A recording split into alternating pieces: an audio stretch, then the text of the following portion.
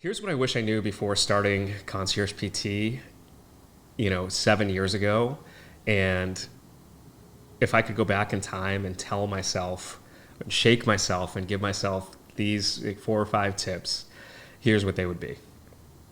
And the first is that it really is kind of a lonely experience. I was fortunate to have my Aunt Mary Lou with me, who was a retired school teacher and did the front desk as I built the practice. And, I built it 2 days a week. It was like Monday and Wednesday, and I opened the schedule from like 7 a.m. until 8 p.m. at night. And, just prayed that people would call. I would be on home care visits, and people would call because my cell phone would sim ring the business, and I'd pick up the eval calls and I'd book them myself. And we really built it. It just me and my aunt. And my wife Brooke, who's now our chief strategy officer, was working in corporate healthcare as a speech pathologist. And it was really a slow build. We were right next to a CrossFit, so that helped a lot. Driving some business over, I went there and worked out myself, and that we built a community. And it was a powerful way and a powerful place to start a practice. In that we sort of had a built-in, feeder in the CrossFit, which was great. So my first marketing course that I took was the Paul Goff, I think it was an accelerator course. And that was honestly one of the best things that I ever invested in.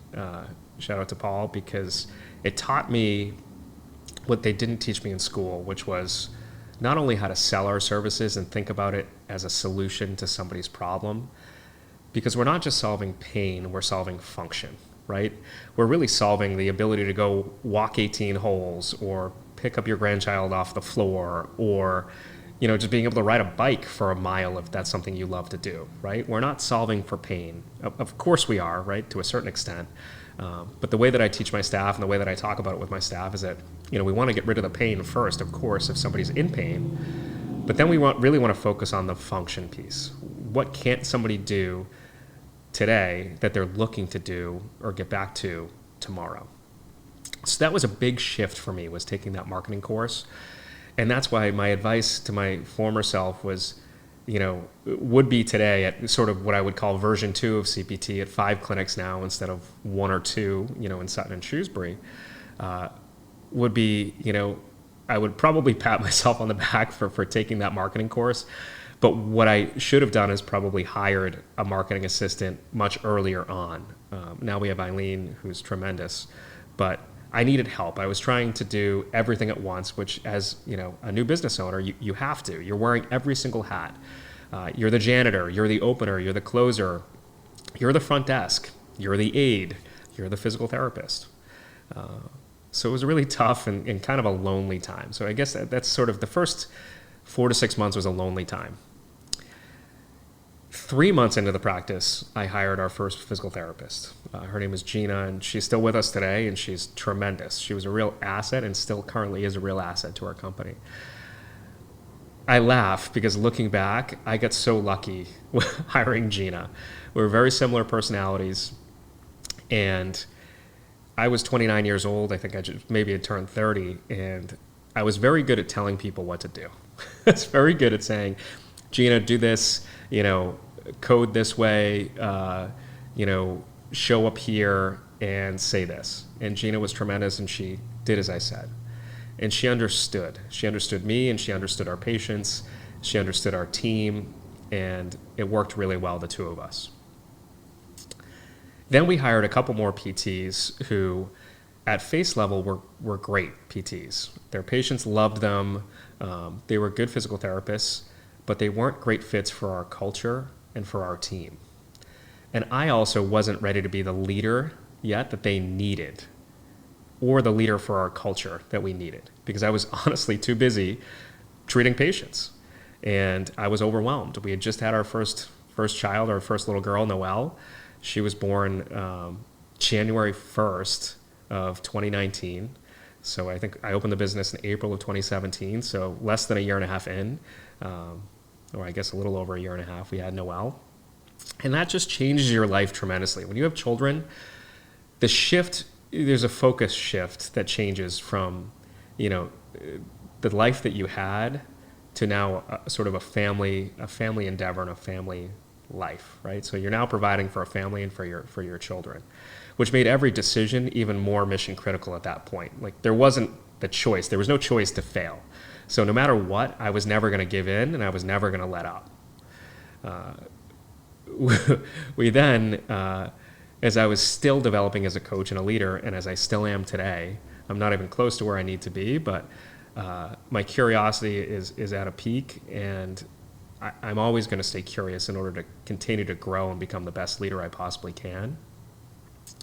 Back then, in 2019, 2020, you have a couple successive wins, and you start to feel that ego starts to get to you. You start to feel like, you're either smarter than other people or more than other people because you've been able to show a little bit of success. But in reality, there's nothing more humbling than, having almost an entire team quit on you, which is what happened in early 2021.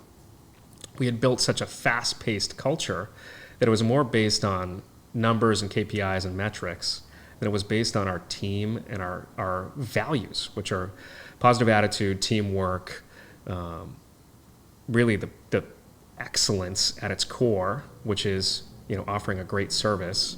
And of course, I'm blanking on the fourth one. I should know what the fourth one is, but now on camera I don't. But excellence, teamwork, customer service, and positive attitude. There's our four. The positive attitude piece was something, and is something, that really stays with me today. I think of the four core values, that positive attitude piece would have helped me back in 2021 when we had players that were me, instead of about our customers and our patients. And in an environment where it's difficult to find the right players and the right talent and the right physical therapist to join your team, what I wish I had told myself, what I wish I could go back in time and tell myself, is that you can't build a team around people that aren't aligned with your mission and your core values. And it sounds, when you're a small company, you don't really even know what a mission or a vision or a core values are. You have a mission, to help people, of course. That's what all physical therapists, I hope, think. But the core values, when you have 4 or 5 people, like, you're still trying to figure out what you are as a company. And we found out pretty quickly what we weren't. And when that team sort of moved on, we turned over that team, we hired another team. And it didn't all happen at once, but it was like 1 or 2 people, left. We had to release another 1 or 2 people. And then we brought in some fresh faces. And there was a new sort of, I guess, version 1.5, we'll call that, which was the CPT of 2021, 2022. And that was a great, great team. But I was still young and still learning and still growing as a leader. And I made the mistake of getting too close with our staff and, really honestly becoming friends instead of keeping the boundary of CEO, leader, and supervisor boss, right? And as a young startup, as an exciting new venture, and as a 31, 32, 33-year-old, our teammates, our team was our same age, my same age. And that was tough. And another sort of, as that team started to turn over, another sort of lonely kind of experience, right? Because I again learned the hard way that unfortunately you can't hold a respect and an expectation for somebody to do their job and be friends. There needs to be the level of understanding of people as humans, and you can be friends, or you can really be friendly, but with boundaries and an expectation that once you show up to work, you're expected to align with our mission and our core values and do your job to the highest possible expectation. So that was version 1.5. And again, we turned over some of those teammates. And that was probably 2022 to 2024, let's call that. Maybe late 2023. And I guess what I would call version 2 is what we're currently in today, right? Which I feel like started, honestly, when we opened up our brand new Sutton clinic here, I think last March. Version 2 is a really exciting place that I've never felt more fulfilled, I guess, to be to be leading this organization. We're now at, I think, about 60 or 65 total employees. We've got 5 clinics. We've got an established leadership training program with 5 different levels, depending on where you are, starting at foundations and then finishing at leading like a CEO, that's built to sort of build our C-suite and our future C-suite. We're hiring and giving opportunities from within now for our clinic directors, right? And for our team leads. So one thing that I've learned along the way as well is that the best hires are good cultural fits before you then, I guess the best hires for clinic director are great cultural fits before you move them into a clinic director role, right? So we don't hire from outside for clinic director currently anymore because we want to develop our people from within, and we've got a great team. It's much easier to do that now at, I think, 24, 25 PTs than it was at 10 or 12 PTs, right? Because naturally some of those PTs are younger or newer grads, don't have the capacity or the readiness yet to be able to take on more responsibility. They need to learn the clinical aspect of care before they can really dive into the KPIs and the leadership. It's just that, we have a higher end of people now, so it's easier to develop those leaders. So we're in a really great spot. So I guess I would call this version 2, but I've never been more excited. We're building our e-board, which right now is myself, Lara, our Chief Operating Officer, and Brooke, our Chief Strategy Officer. And we've got a really exciting core group of clinic directors. We've got an amazing marketing and billing team, got an amazing finance team. And I'm fortunate to now, because we've worked so hard and developed enough capital to reinvest in the business, and we haven't starved the business because I've reinvested the profit back into the business. That's the other thing, right? Is, and they won't tell you this, but the private equity backed PT clinics and the big corporate PT clinics, they have investors that they need to satisfy, right? So there's a reason that you have to see 65, 70, 80 visits a week. It's because the investors are expecting a return on their investment. And so any new grad that's listening to this, please just understand that they may look like shiny objects, these, private equity backed and publicly traded companies, but you're just a cog in the system, right? And they may have leadership training and that's great, but just, understand that they're not investing 100% of that profit back into the business. They have investors to pay. That's just the business of it. So that's important for a new grad to know. And I'm not saying that you shouldn't go work for a corporate company if that's the best fit for you, but just make sure you're asking the right questions, right? So if they have a leadership training program or they have a mentorship training program, simply ask, who is currently in your program and may I speak with them, right? And interview them, ask them, hey, how has your experience been?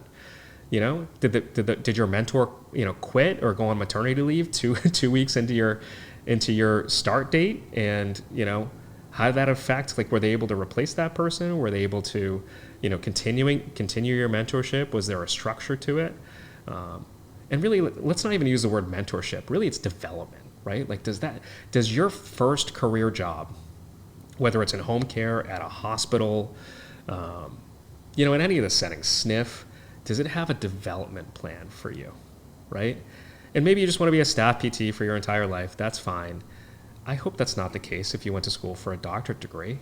I would hope that you would try to search for a company that truly cares about developing great people, even if they're not going to stay with that company forever. I understand that people move on, and sometimes we have to release folks, right? But that doesn't mean that my approach to developing people and PTs changes. We're going to put everybody through a foundational leadership course. They're then going to be tapped and either want to opt in or not want to opt in to the next level of emerging leadership.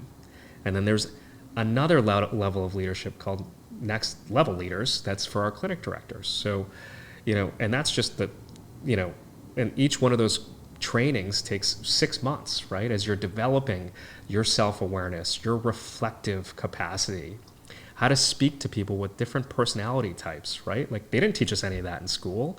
It's amazing. I mean, communication is the crux of how Concierge has built a tremendous business that's helped, I think we did over 50,000 visits last year.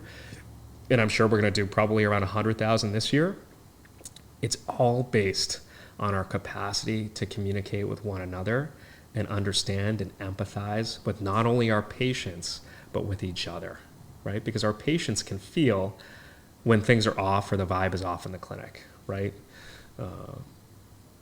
So those are, I guess, I don't know if I probably got sidetracked a little bit, but those are some of the things that I wish I had known.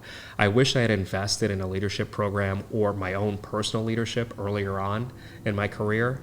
But to be honest with you, I don't know if I was even ready for that at that point in my life. I've also got two young kids. I've got a 3-year-old and a 6-year-old today, Noelle and Jolie, and it's a lot. It's a lot to balance pushing forward our practice and our mission and our values, and then coming home, taking off the hat of CEO of Concierge and being the best dad that I can possibly be, right? Because really that's my legacy is my 2 little girls, right? Because they're going to live on, and I hope Concierge PT will live on too. But my legacy is my family, and I hope that someday they look at this and they're proud of dad. That's why I'm doing what I'm doing.